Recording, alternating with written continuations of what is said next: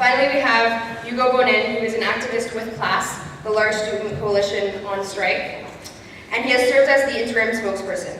As a political science student at the University of Quebec at Montreal, Hugo has been on the front line of the strike movement, working on the information committee and developing mobilization materials.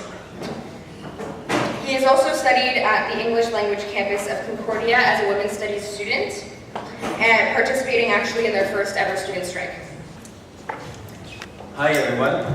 So as Sarah Jane mentioned, my name is Hugo. I'm here on behalf of CLASSE. CLASSE is one of the largest student unions in Quebec. We represent around 100,000 members, and we've been at the forefront of the mobilization in the last 2 years against tuition hikes. I just want to begin to say that I'm really glad to be here tonight, and I'm going to be talking about the situation in Quebec and what's CLASSE and how it worked. But I just wanted to emphasize the point that I think we didn't reinvent the wheel in Quebec, and we don't have a secret recipe. And you have actually, I'm going to share some strategies and some tactics, but you have to find what's working for you here in Ontario. You have to find your own ways to organize, and you have to find your own issues. And eventually, I think if you work hard enough, you can have the kind of movement we had in Quebec. So just to plan the little things, what I'm going to be talking first is about tuition fees and tuition hikes, because that was the main issue in the Quebec student strike, well, at least one of them. And then I'm going to be talking about our structures and how the classes structures and how a lot of students' associations in Quebec are working. And finally, I'll be talking about the escalation of pressure and how you start from something small to something big and bigger than you could ever imagine. So, to begin with tuition, well, Marianne mentioned it. It all started in a lot of cases for us at CLASSE with the tuition hike of 75%. That is $1,625 more in tuition over 5 years. The context in which the tuition hike was announced is important, because it was announced in 2010 in one of the first austerity budgets that the Quebec government put forward. So in that budget, we also saw measures in privatization of public services. Marianne again mentioned the health tax, the hikes in the hydro bills, and a lot of cuts into public services. And so one of the points that's important, I think, and that we really pushed forward when talking to students is the fact that the tuition hikes are not a fact of nature. They don't happen because they have to. They happen because it's for a political reason and because political actors push for a hike. So, and that's really, the finance minister of Quebec said it himself. He called his budget a cultural revolution. I'm not kidding. And he actually said that it wasn't a money issue, it was about breaking a culture in Quebecers. And that culture, the culture is referring to, is a culture of public finance services, where the redistribution of wealth finance public services. And he wants to break that culture to install a culture of tarification, where you have to pay, each individual has to pay in order to access public services, whether it's healthcare or the education system. So when we approached students and we started to mobilize students in 2010, the issue, our discourses, the way we framed the issue of tuition hike was along two axes, two major themes. The first one was accessibility to education. I think that's pretty simple and straightforward. The idea is that if you increase tuition fees in universities, you're restricting the access to university. And if you look at the numbers in Quebec, you can see a direct correlation, because Quebec is the province with the lowest tuition fees in the country. But we also have the most students from the middle class and the lower classes in programs like medicine, pharmacy, law, engineering. We also have the most students from remote areas and the most students from which are the first generation students, that is, the students that are the first of their family to actually get to university.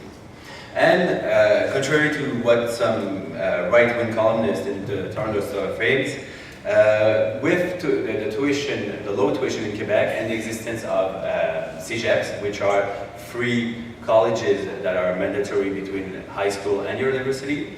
We have a post-secondary frequency rate that is 9% above the Canadian average. So we have more people in post-secondary institution, and I think that's pretty great actually. And so for a lot of us in Quebec, it's actually not a shame to have the lowest tuition, but a pride, and we really wanted to defend that.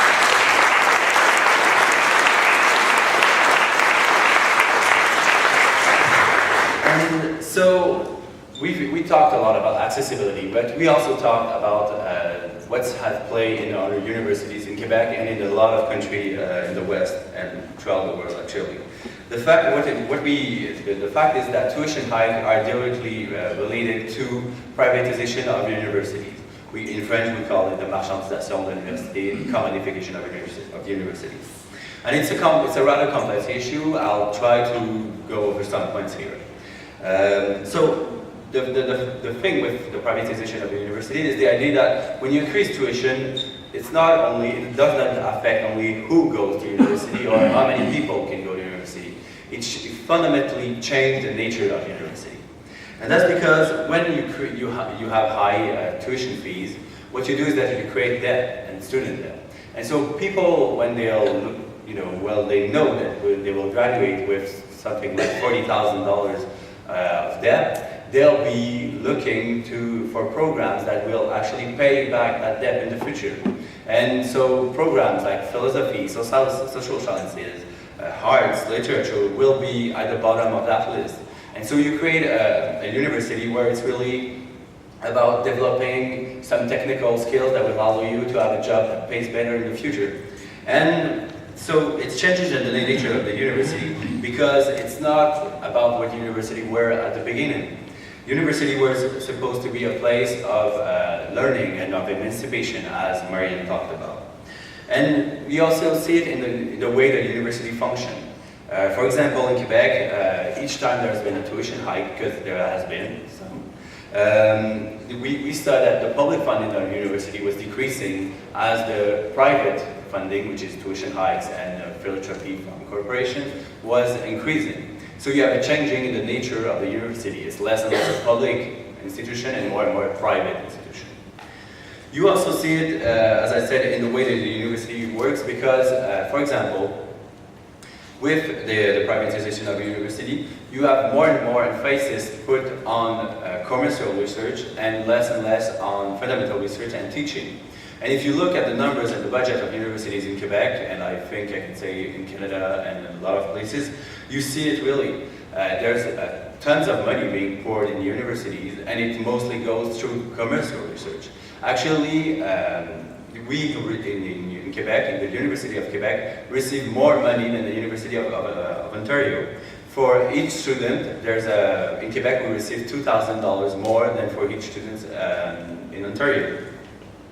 So, if you want to transform the universities in kind of the corporation, in research corporation, well, you have to make sure that the students themselves see education as a commodity, and that's what precisely tuition hikes are about. So that's the way we frame the issue, and that's how a lot of people, a lot of students on our campuses took position against tuition hike. And once you're against this tuition hike, there's actually dozens of ways that you can counter-argue for other proposals.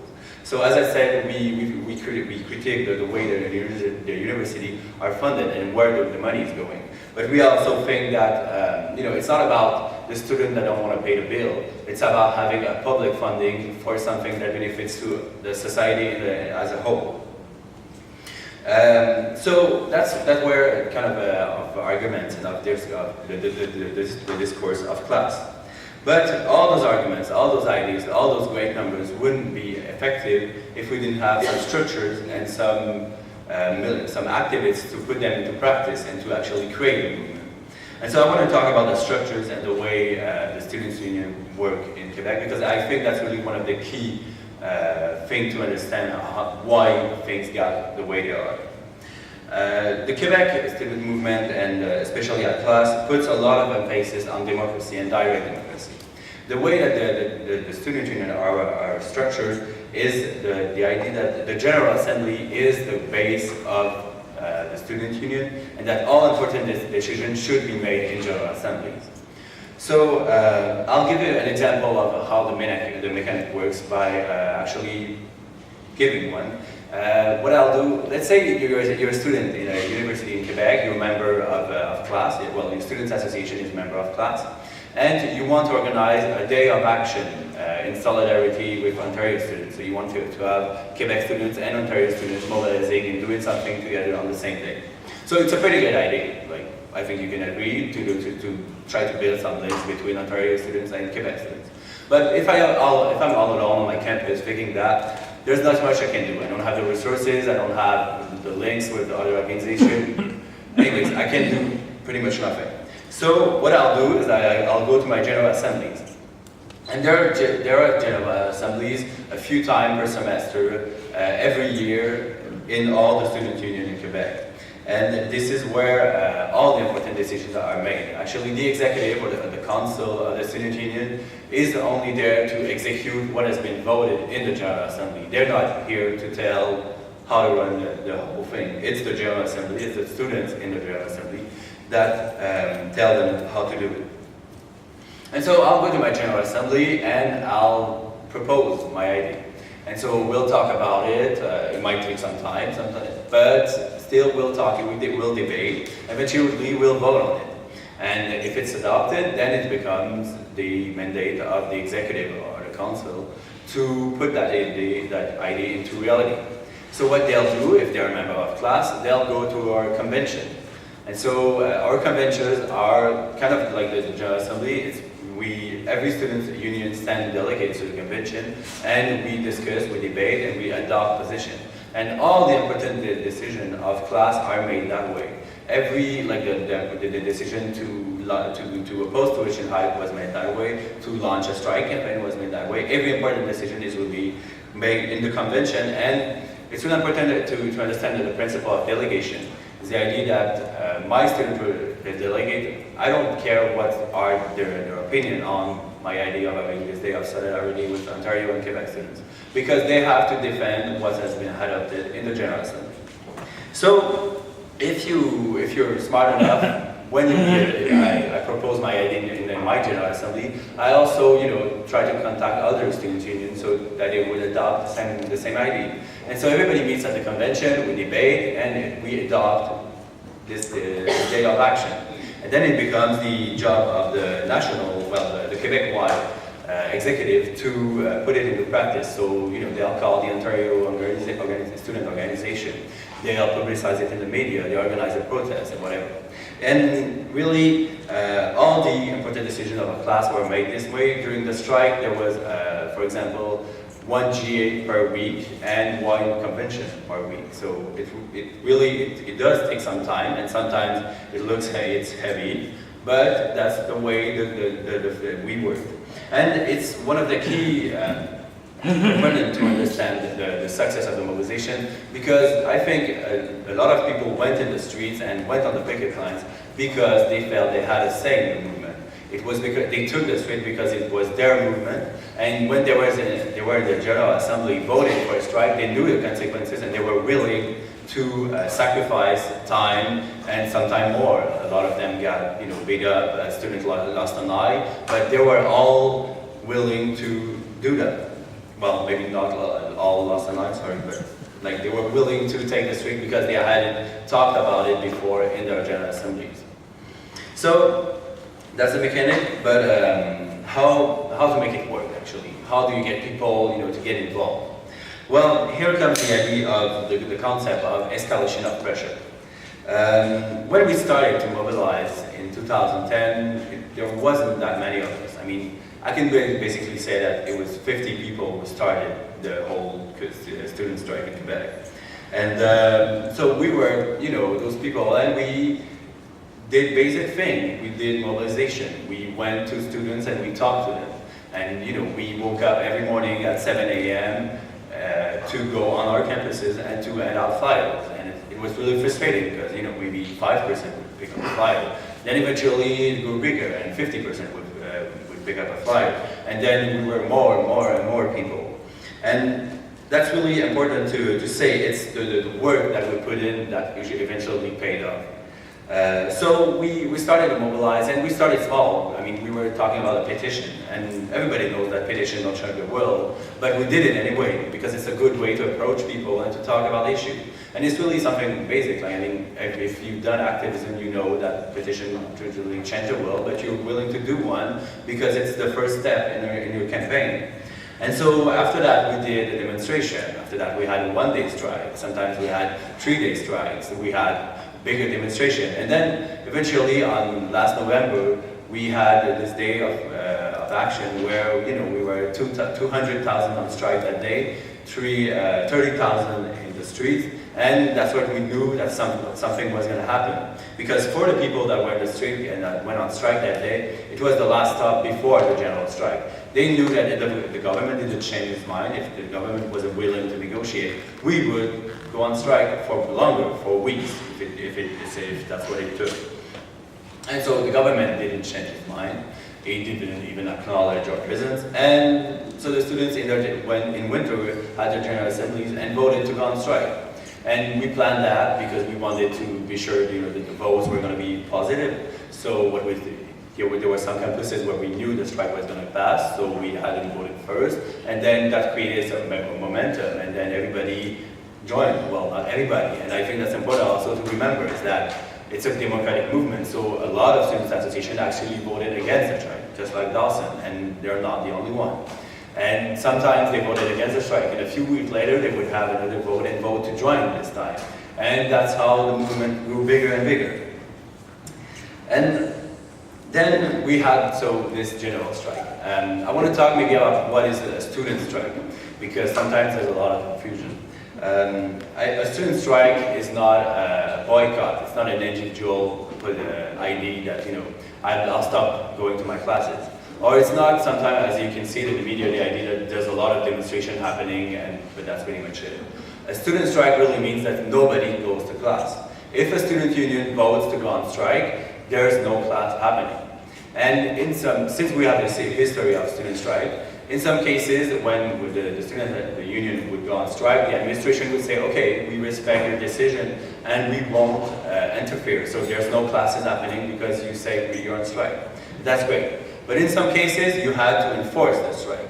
You had to make the administration understand that if the students don't want to go to class because they voted so in their general assemblies or on referendum, if the student decided that that the university or the CEGEP stopped functioning, well, it stopped functioning. So what we did is pretty basic. We did picket lines, just like they had to do in the labor movement at the beginning of the century to make sure no scab would work because they were on strike. So we had those picket lines, and the administration came in. So they say, okay, well, we recognize your strike, and we respect the decision until you stop the strike.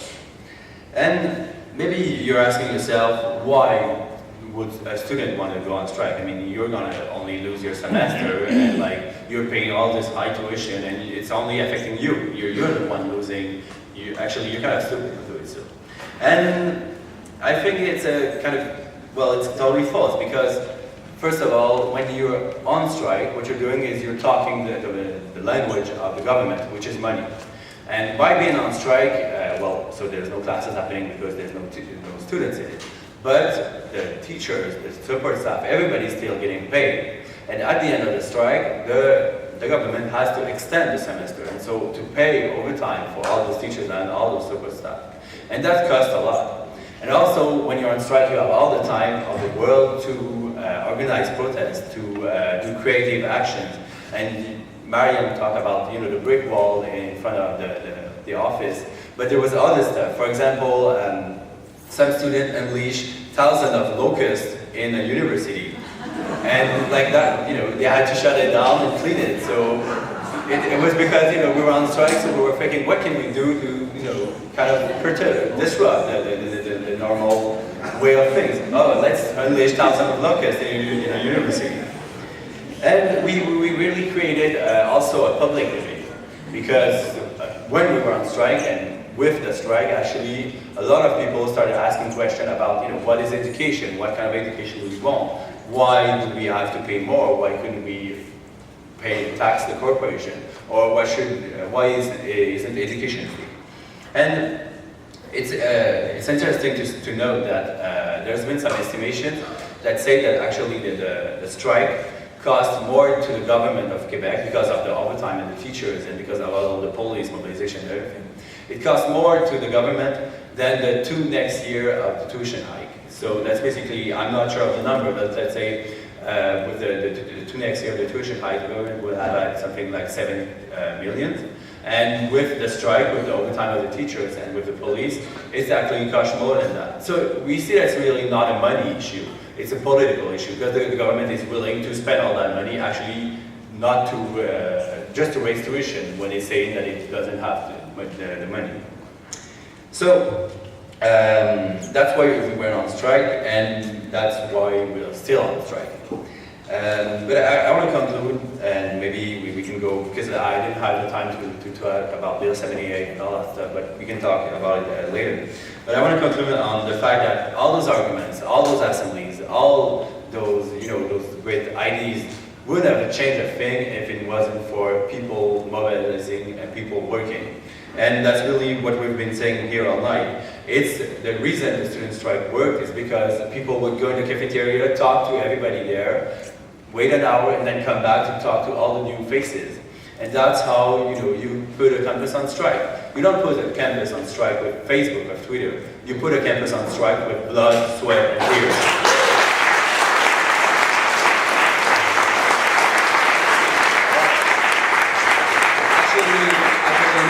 The blood part came later with the police and everything, but still, you get the idea.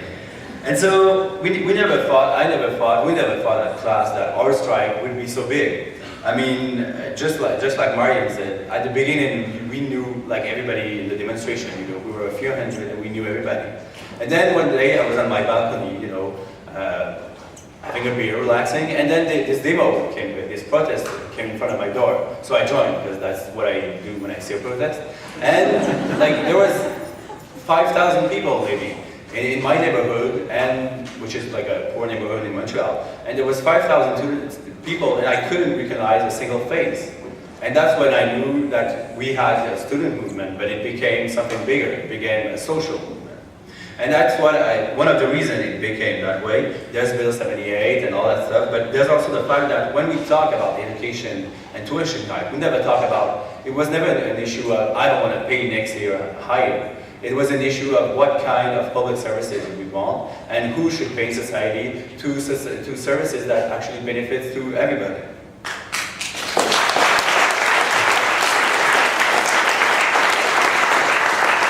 So yeah, so really to conclude, because I'm sure you have a lot of questions, it's the idea that you gotta work, and work. That's pretty basic, and you have to find your own way to mobilize. Like I've shared some example in what work in Quebec, but try stuff, learn from your mistakes, build on your successes, and you will get further. And then after you've been mobilizing, without stopping, during years. One day it will hit you. You will be talking to your neighbors, and they'll talk to you about tuition hikes, and they'll say maybe they won't agree with you, but still you will talking about it in the subway, in the bus. Then you will walk in the street and recognize nobody, just like I did. Or you will walk in the streets and you'll be on your bike and you will see red squares on the balconies. And eventually you'll see that your prime minister is actually scared by a bunch of students. And that's where you're pretty damn close to winning. Thank you.